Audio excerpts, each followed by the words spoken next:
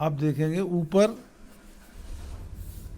ऊपर आपको दिया हुआ है स्ट्रेस कितनी है संपीड़न फाइबर में, ये आपको अभी बताई थी चित्र में।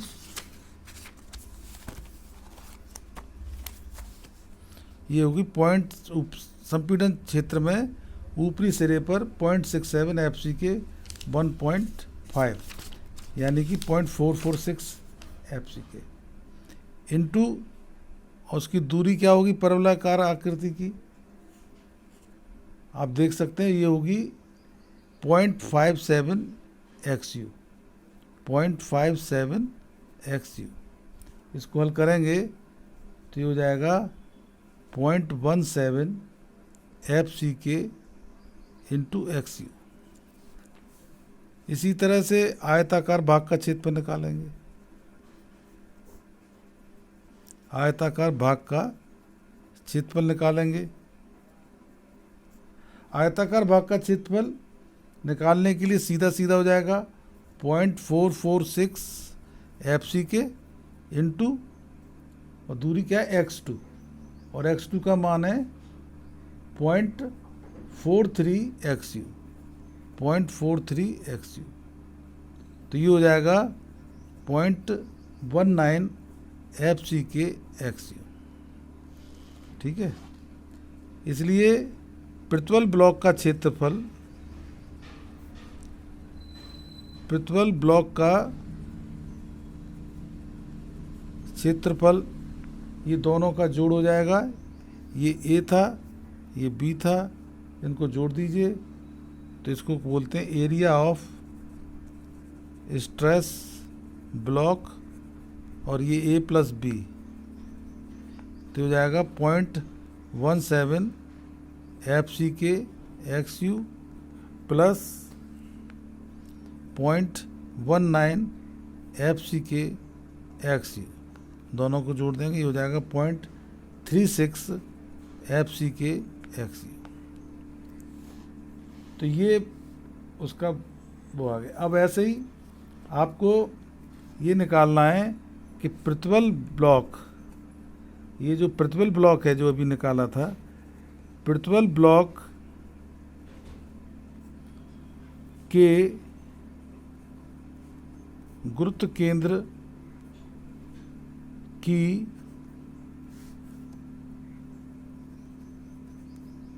ऊपरी सिरे से गहराई, इसको अपन कहते हैं x, ये जो है 0.42 XU होती है। और इसको आप निकाल भी सकते हैं, ऐसा नहीं है, निकाल सकते हैं आप, उसका कोई ज़्यादा कठिन तरीका नहीं है। लेकिन ये 0.42 जो XU है ये आपको IS कोड में दी गई है कि संपीड़न बल का परिणामी क्षेत्रफल, परिणामी जो बल है संपीड़न बल का वो ऊपरी सिरे से 0.42 XU गहराई पर स्थित होगा, ये बात पक्का है। इसके बाद अपन को निकालना है प्रबलन इस्पात में कुल तनन बल, नहीं उससे पहले निकालना है कंक्रीट में तो कुल तनन बल, पहले कंक्रीट का निकालेंगे। तो CU बराबर होगा प्रतिबल ब्लॉक का क्षेत्रफल इंटू धरन की चौड़ाई। CU का मान क्या है, प्रतिबल ब्लॉक का क्षेत्रफल कितना निकाला था अभी आपने निकाला था, ये निकला था 0.3 के FC के XU, ये था 0.3 के area of stress block 0.36 FC के XU। अब ये प्रतिबल ब्लॉक का क्षेत्रफल ये है तो ये मान लिख दिया यहाँ पे। अब धरन की चौड़ाई क्या है B, तो ये मान हो गया CU का मान क्या आ गया 0.36 के X 0.36 FC के इंटू B। और ये जो है बल खंड की ऊपरी सतह से 0.42 XU की गहराई पर लगेगा। अब इसके बाद प्रबलन इस्पात में निकालना है कुल तनन बल, ये होगा TU बराबर इस्पात का क्षेत्रफल इंटू अनुमत प्रतिबल। TU निकालने के लिए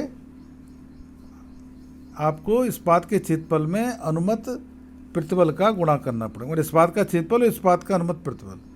तो इस्पात का क्षेत्रफल कितना दिया हुआ है आपको, AST, और अनुमत प्रतिबल कितना होगा, FY अपॉन गामा MS, ठीक है। और TU बराबर हो जाएगा AST इंटू FY अपॉन 1.15। तो ये TU का मान आ जाएगा 0.87 FY AST। ये दो मान बहुत इंपॉर्टेंट है, CU का और ये TU का। तो CU का मान 0.36 FCK XU इंटू B, और TU का मान 0.87 FY AST। इसके बाद अपन को निकालना है बल शून्य अक्ष की स्थिति। क्या निकालना है, बल शून्य अक्ष की स्थिति, जिसको कि अपन XU कहते हैं। बल शून्य अक्ष पर प्रतिबल है 0 होते हैं, शून्य होते हैं, और यह अक्ष खंड के गुरुत्व केंद्र पर स्थित होती है।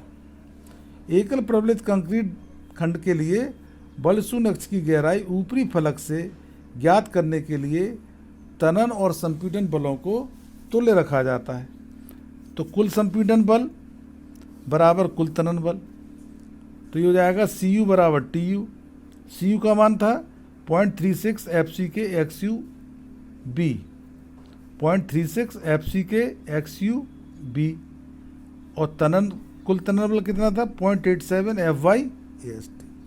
XU का मान निकालने के लिए ये मान आएगा 0.87 FY AST बटे 0.36 FCK इंटू B, या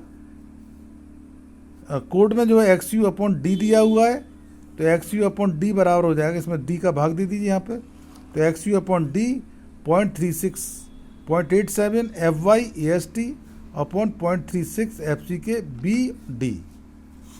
B और D, जहाँ पर B धरन की चौड़ाई है, विड्थ है, स्मॉल d धरन की प्रभावी गहराई इफेक्टिव डेप्थ, XU बल शून्य अक्ष की ऊपरी सिरे से गहराई है, AST तनन इस्पात का क्षेत्रफल है, तनन प्रबलन इस्पात का क्षेत्रफल, FY इस्पात की अभिलाक्षणिक सामर्थ्य, FCK कंक्रीट की अभिलाक्षणिक सामर्थ्य, CU कुल संपीड़न बल, TU कुल तनन बल।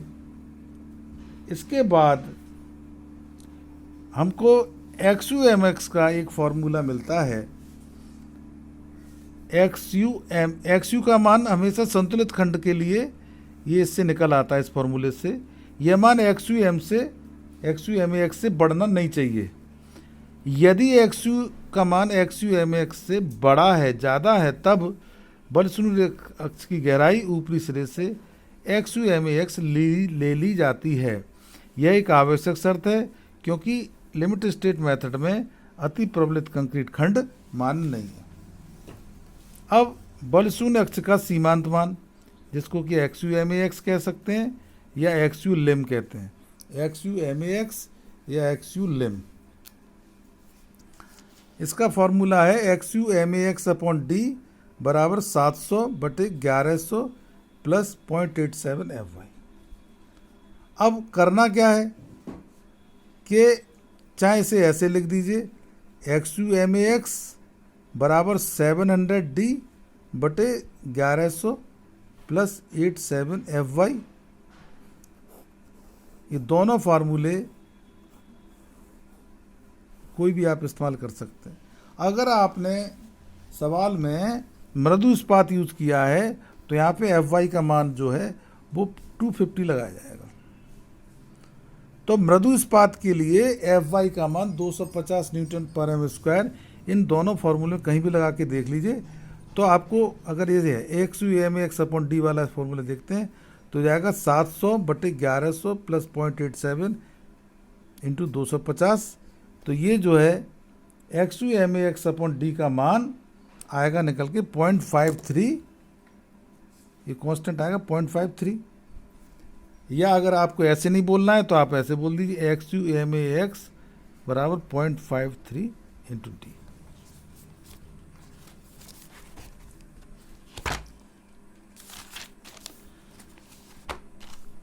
और विभिन्न ग्रेड के इस्पात के लिए विभिन्न ग्रेड के इस्पात के लिए बल शून्य अक्ष के सीमांत मान निकालने के लिए, यानी एक्स यू एम एक्स और एक्स यू लिम निकालने के लिए इसमें क्या होगा, इस्पात का ग्रेड बदलता जाएगा तो सीमांत मान का मान यानी कि एक्स यू एम एक्स का मान बदलता जाएगा। जैसे समझिए, मृदु इस्पात Fe 250 आपने लिया, तो इस वाले फॉर्मूले में जो आपने फार्मूला अभी देखा, इसमें आपने क्या किया, इसमें Fy का मान 250 रखा, यहाँ पे Fy का मान क्या रखा, 250 रखा, तो यह है 0.53। तो आपको अगर एक्स यू एम एक्स चाहिए तो एक्स यू एम एक्स का मान होगा 0.53 इंटू डी, और अगर X U M X upon D का मान चाहिए तो ये 0.5, मतलब अगर आप एक्स यू एम एक्स का मान निकालते हैं तो 0.53 डी होगा, है ना, 0.53 डी होगा। और Fe 415 लेते हैं तो Fy का मान 415 लगाएंगे तो ये 0.48 डी आएगा। अगर Fe 500 का लगाएंगे तो ये 0.46 डी आएगा, और X U M X upon D लेते हैं तो ये मान आएगा 0.53, 0.48, 0.46। मतलब चाहे तो आप X U M X upon D का मान ले लीजिए, चाहे आप एक्स यू एम एक्स का मान ले लीजिए, एक ही बात है। इसके बाद प्रबलन इस्पात का प्रतिशत, प्रबलन इस्पात का अधिकतम प्रतिशत जिसको अपन कहते हैं पीटी लिम, ये होगा CU/MAX बराबर TU/MAX, यानी कि 0.36 FC के XU/MAX अपॉन बी, या बराबर होगा 0.87 FY/AST। इसमें से AST यहाँ है और इसका BD का भाग दे दीजिए नीचे, AST में इसमें BD का भाग दे दीजिए, तो क्या होगा 0.36 FC के XU/MAX अपॉन 0.87 FY और D BD। AST by BD का मान होगा 0.36, और इसको हल करेंगे तो ये आ जाएगा 0.414 FC के XU/MAX upon FY into D. AST by BD को PT लिम के बराबर रखने पर PT बराबर हो जाएगा 0.414 FC के XU/MAX अपॉन FYD। अगर अपन सवाल में ग्रेड कंक्रीट का यूज़ करते हैं M15 और Fe 250 लेते हैं स्टील, माइल्ड स्टील, तो XU/MAX अपॉन डी का मान आएगा 0.53 डी, राइट। तो 0.53 डी आएगा, तो इस कॉम्बिनेशन के लिए PT लिम का मान निकालना है, तो 0.414 FC के हो जाएगा 15 और 0.53 डी आप 0.53 डी ले लीजिए XU/MAX का मान जो कि आप निकाल चुके हैं, बटे 250 इंटू डी, तो ये मान निकल के आएगा 0.0132 या 1.32%। इसके बाद संपीड़न बलों और तनन बलों, ये बात, संपीड़न बल और तनन बल यानी TU और CU दोनों के बीच की जो लंबवत दूरी है उसको हम कहते हैं उत्तोलक भुजा, यानी Z equal to small d क्या है, CU और TU के बीच की दूरी निकालनी है, तो खंड की ऊपरी सिरे से और तनन इस्पात के गुरुत्व केंद्र या केंद्र तक की दूरी स्मॉल d है, इफेक्टिव डेप्थ है, उसमें से हम y बार हटा देंगे, तो Z बराबर d माइनस वाई बार, और y बार अपन ने निकाला था पहले, वो होता है 0.42 XU, तो ये आ गया Z बराबर d माइनस 0.42, और XU का मान आपको पता ही है, ये होता है 0.87 FY/AST बटे 0.36 FC के B, तो Z का मान आ गया d minus FY/AST upon FC के B। अब अगर आपको बैलेंस सेक्शन है, अगर बैलेंस सेक्शन है तो आपको इन बैलेंस सेक्शन में स्टील रिइंफोर्समेंट जो है अब यील्ड स्ट्रेस यानी कि 0.87 FY अपॉन ES प्लस 0.002 पर पहले पहुंच जाता है, जबकि कंक्रीट जो है अपनी अल्टीमेट स्ट्रेंथ वैल्यू 0.035 पर नहीं पहुंच पाती। ठीक है। और इसीलिए इसको हम पॉइंट पी टी बराबर पी टी लिम होगा ऐसे केस में, बैलेंस सेक्शन में। और yield strain in steel and ultimate strain in concrete reaches the maximum value at the same time। तो इसमें अगर mu का फॉर्मूला निकालना है, mu लिम का, तो फॉर्मूला होगा 0.36 FCK XU upon D 1 minus 0.42 XU MX upon D into BD square. फिर से बोलते हैं, mu लिम बराबर होगा 0.36 FCK XU MAX upon D 1 minus 0.42 XU MAX upon D bracket बंद BD स्क्वायर, या 0.87 FYAST इंटू D और ब्रैकेट में 1 minus 0.42 XU MX upon D। ये दोनों इंपॉर्टेंट फार्मूले हैं और मूवमेंट ऑफ रेजिस्टेंस निकालने के लिए आपको प्रयोग करने पड़ेंगे। इसके बाद अंडर रीइंफोर्स सेक्शन में क्या होता है? अंडर रीइंफोर्स सेक्शन में in this case the steel fails first by reaching it's yield strain value, although in concrete the ultimate strain has not reached। Steel is a ductile material and it gives sufficient warning before failure, hence the under reinforced section are preferred by designers। In under reinforced section the percentage of steel is less than its maximum or limiting value। In any case the strain in steel reaches its yield value first, it means 0.87 Fy upon ES plus 0.002, but at that time the strain in concrete is less than 0.0035। Second, XU upon D is equal to XU MAX upon D, XU MAX से कम होगा। XU upon D is less than XU MAX upon D, it means depth of neutral axis is less than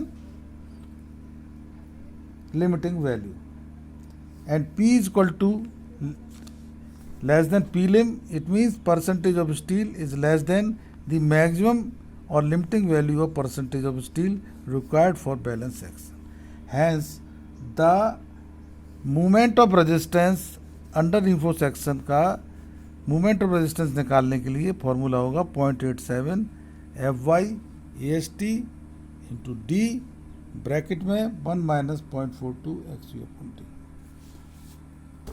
तीसरा section होता है over reinforce section.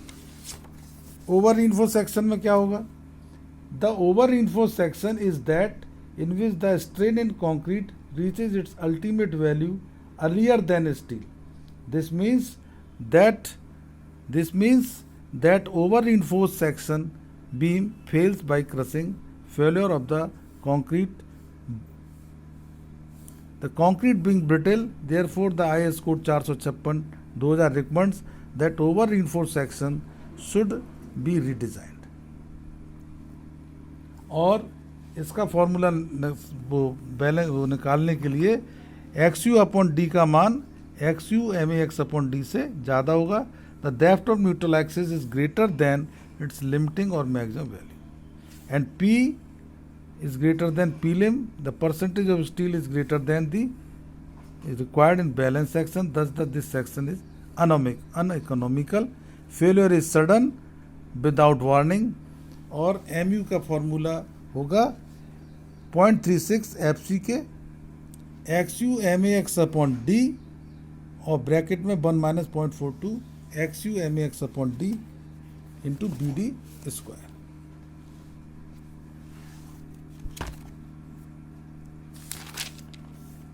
इसके बाद आपको singly reinforced concrete beam का movement of resistance निकालना है। क्या निकालना है? Movement of resistance of singly reinforced beam. ये आपके IS कोड में एनेक्सर G में दिया हुआ है। इसको निकालने के लिए for the given section the grades of concrete and steel यानी कि FCK और FY इनके आधार पर find the depth of neutral axis of the given section, जिसका फॉर्मूला होगा XU/D बराबर 0.87 FY AST upon 0.36 FCK BD, या इसी फॉर्मूले को इस फॉर्म में भी ले सकते हैं कि XU बराबर 0.87 FY AST बटे 0.36 FCK इंटू B, एक ही बात है। Now find limiting value of neutral axis, it mean XU/MAX/D by the following expression, और रेफर टेबल 4.2 या पेज 70 IS कोड पे ये फॉर्मूला दिया है। XU/MAX/D बराबर 0.0035 upon 0.87 FY/ES plus 0.0035। If XU/D is less than XU/MAX/D, the beam is under reinforced. Then the moment of resistance बराबर उसका formula होगा MU equal to 0.87 FY AST into D bracket में 1 minus 0.42 XU/D। If XU is equal to XU/MAX/D, then the beam is designed as balance section. उस case में formula होगा MU बराबर MU/lim बराबर 0.36 FCK XU/MAX/D 1 minus 0.42 XU/MAX/D BD square. और अगर XU/D is greater than XU/MAX/D, then MR is equal to the MU/lim, but the code recommends that the section is to be redesigned as it is a case of over reinforced section. इसके बाद हम numerical पे चलते हैं। पहला numerical है determine the depth of neutral axis of a beam 250 mm और 400 mm, मतलब 250 mm यानी B और D है स्मॉल d दिया 400 mm, reinforced with 3 bars of 20 mm phi. Also check for the type of section, use M20 concrete and Fe 415 steel. तो कैसे हल करेंगे? गिवन है FC के बराबर 20 mm newton per m square, because M20 grade का FC होगा 20 Newton per m square. Fe 415 steel दिया है तो Fy होगा 415 Newton per m square. B बराबर 250